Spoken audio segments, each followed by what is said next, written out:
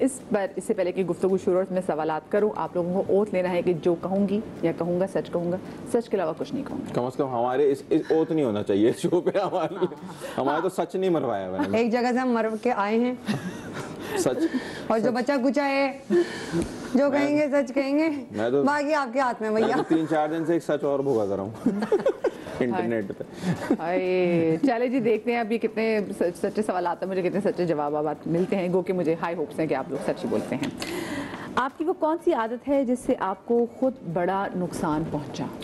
पहले आप बताइए। बर्दाश्त कम है मेरे अंदर, और जो बात समझ में आई फिल्टर नहीं है बोल देता हूँ, चाहे लोगों के सामने हो चाहे वो सोशल मीडिया पे हो, और वो ज़माना ही नहीं है।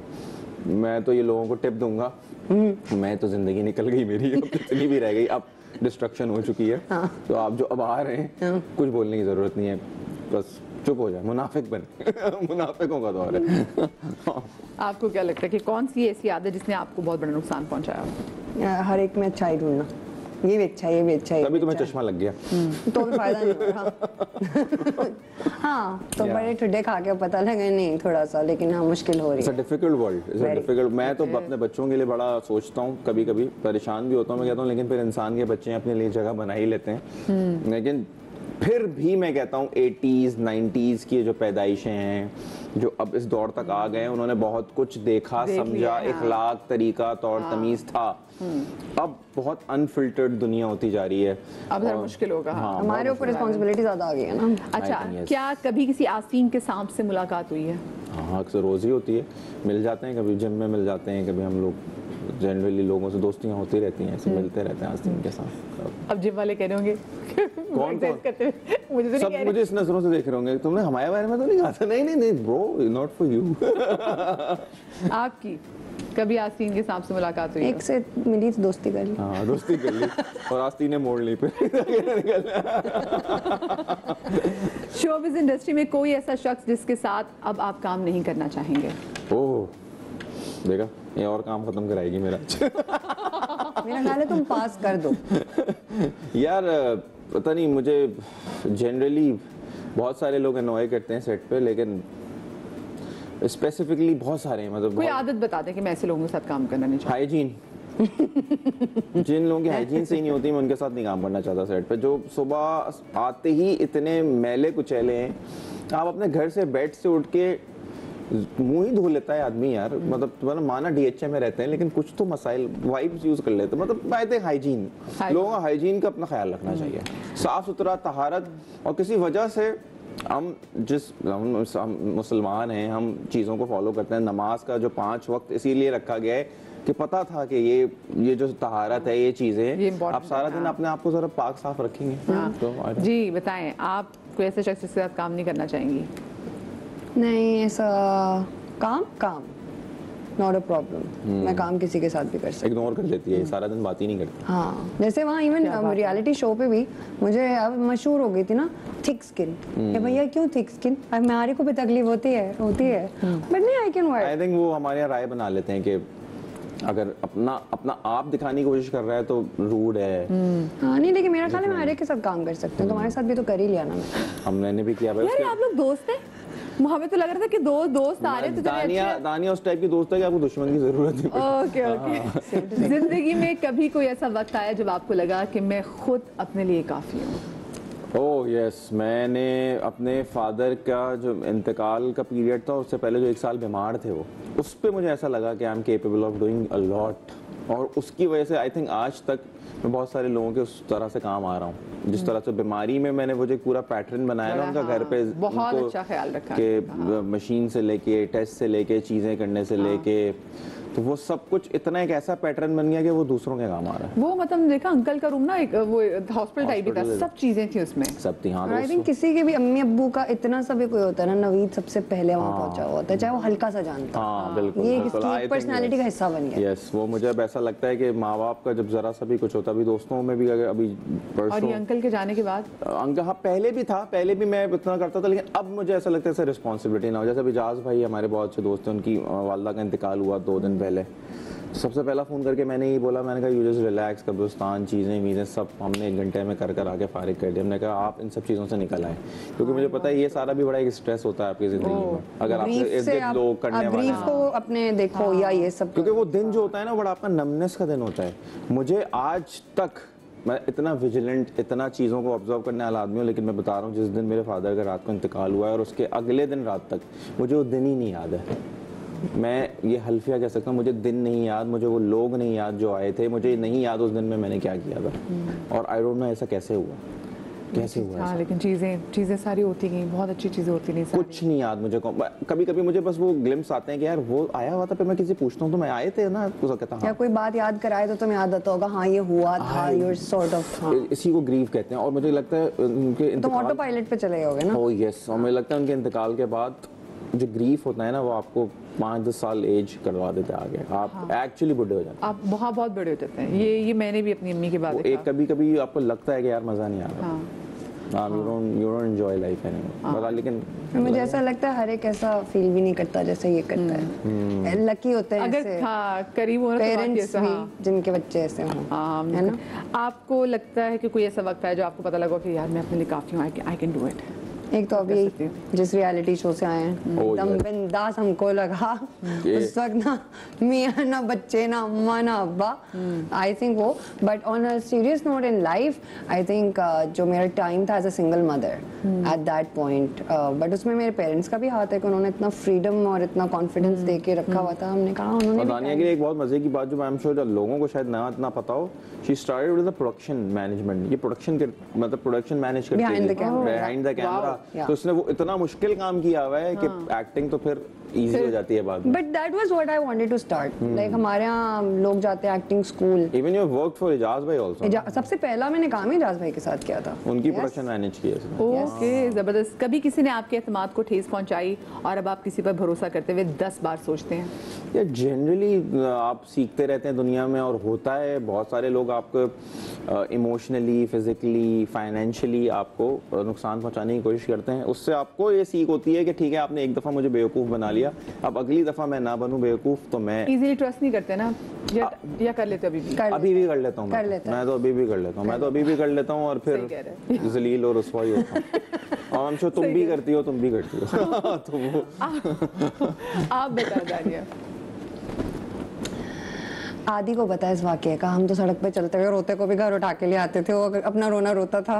लाइक लिटरली एक लड़की थी जो मुझे मिली और उसके हाथ में वो कुछ किताबें थी, कहती ये है देखिए मेरे साथ ये हो गया, अब मैं तो सिर्फ अपना कपड़े चेंज करवा दें। मैं कहा आज हो, रात को एक लड़की हम घर ले गए उसको, अननोन।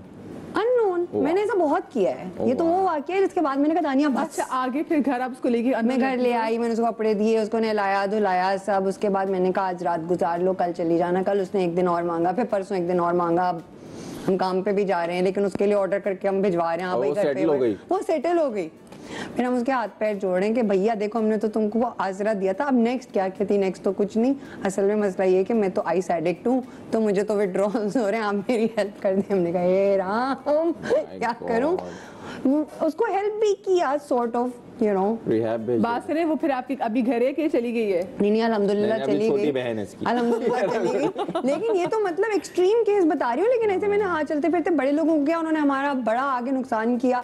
पर फिर इट टेक्स टाइम। मुझे तो ये डर था घर जाते साथ गन चंदा निकाल लेती। बट इट टेक्स टाइम, पता है। उसके बाद फिर मुझे बड़ी गिल्ट होता था किसी को हेल्प ना करते हुए कि क्या पता ये जेन्युइन है और मैं इसको हेल्प नहीं कर रही। एक एक्सपीरियंस खराब हो जाता है। अब जैसे जनरली हमारे यहाँ एक लोगों का जो नॉर्म बन गया है कि एक्सीडेंट हुआ अगर कोई आदमी होता है रोड पे बाइक का, तो लोग अब उठाते नहीं है, कहते हैं यार वो जो होश में आने के बाद उन्होंने कहना है कि इन्होंने मुझे मारा था।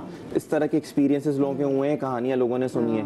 तो किसी को जरूरत भी होती है ना, तो वो बेचारा। इसी तरह आई डिड हेल्प। एक बेचारी फीमेल थी जो डोमेस्टिक हेल्प होती है, वो यहीं पे हमारे डिफेंस में वॉक क्रॉस कर रही थी, गाड़ी मारती, वो चली गई, मुड़ के भी नहीं पूछा। मैं तो अभी एयरपोर्ट जाना था मुझे, खैर मैं रुकी, मैं उसको हॉस्पिटल तो ले गई। हॉस्पिटल वालों ने भी कहा आपने कर लिया, ये सब कुछ बेस्ट है, अब आप जाएं यहाँ से।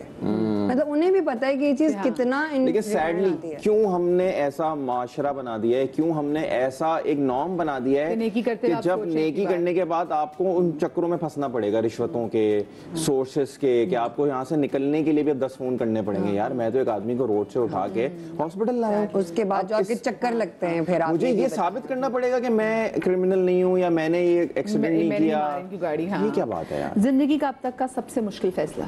जिंदगी अब तक मुश्किल फैसला, सबसे मुश्किल फैसला। वाह यार, आई डोंट नो, मैंने जिंदगी में कभी कोई रिग्रेट ही नहीं किया। मुझे नहीं ऐसा लगता कोई मेरा जिंदगी का मुश्किल फैसला है। मैंने हमेशा जो कुछ भी किया है वो एंजॉय किया है, बगैर सोचे समझे किया है, और बाद में उसके कॉन्सिक्वेंसेस और चीज़ें देखी हैं। लेकिन उससे पहले मुझे ऐसा नहीं लगता कि यार ये जो करने जा रहा हूँ ये बहुत मुश्किल होगा, मैं कर लेता हूँ, बस गो विद द फ्लो। कोई ऐसा मुश्किल फैसला जो आपने जिंदगी का, जो आपको है कि हाँ ये मुश्किल था मेरे लिए? रिग्रेट तो नहीं करती, बट फर्स्ट डिवोर्स वो मेरे लिए वाकई मुश्किल था। तब मुझे रियलाइज हुआ कि हम कह देते हैं ना इतना मुश्किल है तो तलाक ले लो, उस वक्त आप कहते हो अच्छा ये सोशल प्रेशर्स और हाँ, बट उसके अंदर फिर अगेन वही मम्मा फैमिली की जो सपोर्ट, पहले तो बताया ही नहीं था for the longest time when I did, तो मम सेड कि ठीक है आपने कर लिया ना सब। And if you feel comfortable तो आई एम वेरी कंफर्टेबल। तो आप रीजन उसमें बता सके आपने जो शादी में डिवोर्स आपने क्यों ली थी? Only if you feel comfortable. हाँ, I'm comfortable. Why I always talk about it. I'm open is कि it will help other people ना. So the thing is initially कुछ चीजें नजर आई, but थोड़ा सोचा कि you know आप जैसे होता है ना प्यार देते हो सब सही हो जाएगा. You have kids involved also. But वो चीज खराब से खराब होती गई, and then he got onto drugs हल्के हल्के करते करते करते वो फिर ज्यादा भी होते गए. But I will also tell you something I've learned. Drugs एक बहाना होते हैं. अंदर का आदमी आपका वही निकल रहा होता है जो आपके अंदर है. सो वो चीज़ बहुत मुश्किल हो गई थी, बच्चों के लिए भी बहुत मुश्किल हो गई थी, सर्वाइवल बहुत मुश्किल हो गया था. एस्केप भी होता है मुझे लगता है पर्सनली, अपनी अपनी जिम्मेदारियों से एस्केप लेने के लिए मेनली वो वही था. Because even after I took a separation it was said कि यू नो कि हाँ ये जिम्मेदारी. शादी से पहले पता था that he is into drugs? नहीं, he was not into drugs. Socially आहिस्ता आहिस्ता हाँ, वो जो हल्का फुल्का नहीं आजकल हर कोई बस चरस पीना है फलना पीना है करते करते करते went to heroin. Okay. So और इफेक्ट देखो बच्चे इफेक्ट होते हैं तो इफेक्ट हो जाएगी. हाँ, तो was he abusive? Very. वो physically and mentally दोनों abusive थी. Because then you know he was not earning, I was the one who was earning. फिर कहाँ से आएंगे पैसे, फिर उसके लिए फाइट करना, अगर आप उसके लिए स्टैंड लें तो आगे से फिर वो होता है.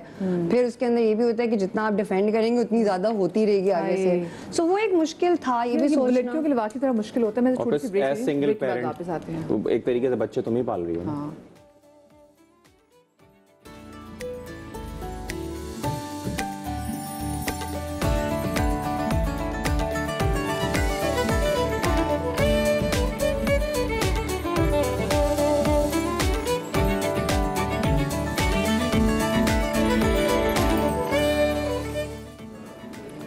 जी, ब्रेक के बाद एक बार फिर से खुश आमदेद. क्योंकि हमारा जो सेगमेंट था दिल की बात, उसमें बहुत सारी ऐसी बातें हैं जो कि अभी पूछना बाकी हैं, क्योंकि ब्रेक आ गया और उसके बाद हम न्यूज़ ब्रेक की तरफ चले गए.